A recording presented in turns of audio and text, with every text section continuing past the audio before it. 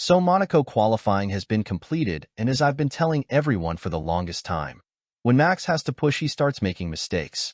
We've seen this in the past, which is why Max got the nickname Crashstappen, but since the latter half of the 2022 season, the Red Bull car has been extremely dominant, so Max has just been driving within himself.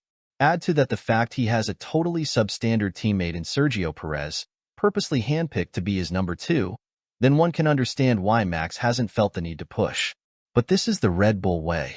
As Dr. Helmut Marko said in a recent interview, the reason they didn't sign Alonso to partner with Max was because they want their number 1 driver to be comfortable and be in a harmonious environment. But diamonds aren't made with a lack of pressure.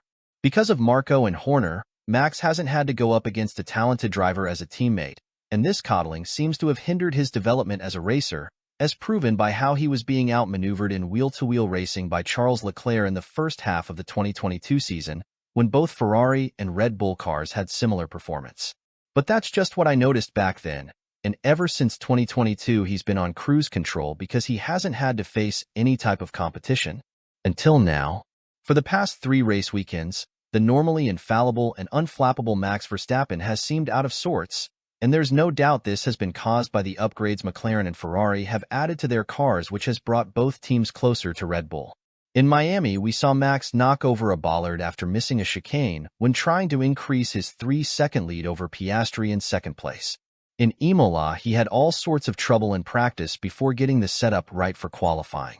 However, his usual race pace advantage seemed to have disappeared as Lando Norris was able to close him down in the last laps of the race. And now in Monaco, when Max was on his final run in Q3 and needed to improve, he hit the barrier, ruining his lap and having to settle for P6 in a car capable of being on the front row.